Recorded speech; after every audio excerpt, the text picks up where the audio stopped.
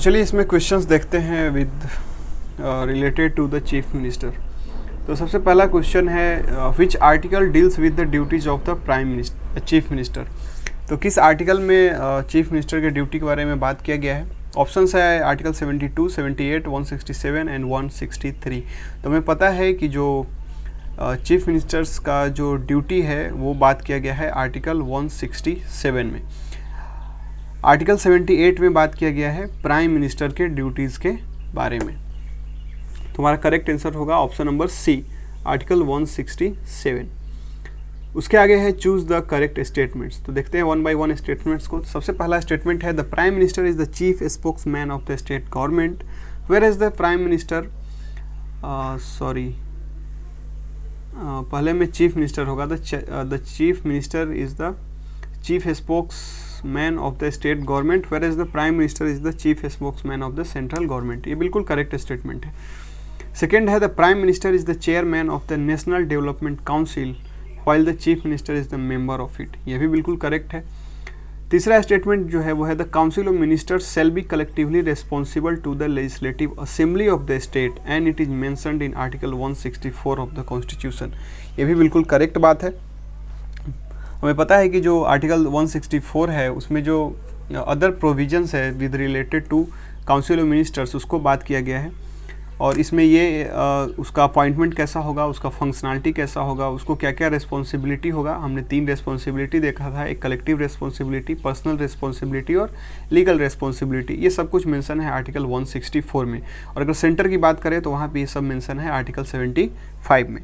तो ये भी बिल्कुल करेक्ट स्टेटमेंट है। स्टेटमेंट नंबर 4 देखते हैं the chief minister is the chairman of the state planning board. ये बिल्कुल करेक्ट बात है। जैसे नीति आयोग के चेयरमैन प्राइम मिनिस्टर होते हैं वैसे ही स्टेट प्लानिंग बोर्ड के चेयरमैन चीफ मिनिस्टर होते हैं। उसके बाद है the chief minister can advice the governor regarding the appointment of the chairman of the commissions. तो ये भी बिल्कुल सही बात है कि जो डिफरेंट कमीशंस है उसके चेयरमैन को अपॉइंट करने का काम गवर्नर होता है, लेकिन ये करते हैं on the advice of chief minister. उसके बाद का स्टेटमेंट है the term of the chief minister is of 5 years. ये बिल्कुल इनकरेक्ट स्टेटमेंट है क्योंकि चीफ मिनिस्टर का टर्म कुछ फिक्स ही नहीं होता है। चीफ मिनिस्टर के का कोई टर्म नहीं होता है। ये काम करते हैं, ये ऑफिस को होल्ड करते हैं during the pleasure of the chief minister president. और ये जो उनका सेटिस्फेक्शन होता है वो पर्सनल नहीं होता है जब तक कि उसको मेजोरिटी होगा, जो लेजिस्लेटिव असेंबली है उसका कॉन्फिडेंस होगा, तब तक वो चीफ मिनिस्टर बने रहेंगे। जैसे ही वो कॉन्फिडेंस को लूज करते हैं वो अपना चीफ मिनिस्टर का पोस्ट भी उनसे निकल जाएगा। तो इसीलिए जो 6 नंबर है वो इनकरेक्ट है, बाकी सारे करेक्ट है। तो 1, 2, 3, 4, 5 ऑप्शन नंबर सी में है, तो इसलिए ऑप्शन नंबर सी होगा करेक्ट आंसर। अगला क्वेश्चन देखते हैं if a person is not the member of state legislature appointed as the chief minister must be elected as the member of state legislature within a period of. मतलब अगर कोई इंसान अगर उसको appoint कर दिया जाता है चीफ मिनिस्टर के पद पर, लेकिन वो स्टेट लेजिस्लेचर का मेंबर नहीं है, तो उसको स्टेट लेजिस्लेचर का मेंबरशिप कितने टाइम के भीतर लेना पड़ेगा, इसी से ये सवाल है। तो ये हमने देखा था कि उसको 6 मंथ्स के भीतर उसको मेंबरशिप लेना होगा। तो इसलिए हमारा करेक्ट आंसर होगा सी। और अगर मान लीजिए मैं आपसे यहाँ पे ये सवाल पूछूं कि अब वो अगर मेंबर है लेकिन उसको अगर कॉन्फिडेंस नहीं मिला है असेंबली का, तो उसको कितने टाइम के भीतर कॉन्फिडेंस हासिल करना होगा ताकि वो कंटिन्यू कर सके एज ए चीफ मिनिस्टर। तो उसका आंसर होगा 1 मंथ। अब इसके आगे क्वेश्चन है choose the correct statement regarding the chief minister. He must have the confidence of the state legislative assembly to continue as chief minister. ये बिल्कुल करेक्ट बात है कि as a chief minister continue करने के लिए उसके पास स्टेट लेजिस्लेटिव असेंबली का कॉन्फिडेंस होना ही चाहिए।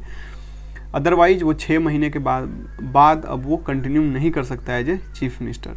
ए person without confidence of the state legislature can not be appointed as the chief minister. ये रॉन्ग स्टेटमेंट है क्योंकि अपॉइंट तो उसको किया जा सकता है, अपॉइंटमेंट के ऊपर कोई कंडीशन नहीं है।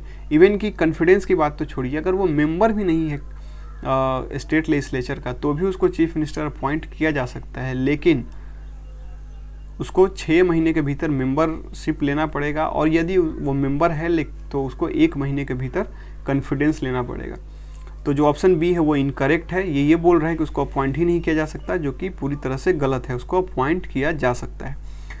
ऑप्शन नंबर सी है the governor can appoint anyone as the chief minister in case when incumbent chief minister is dead. ये भी रॉन्ग स्टेटमेंट है।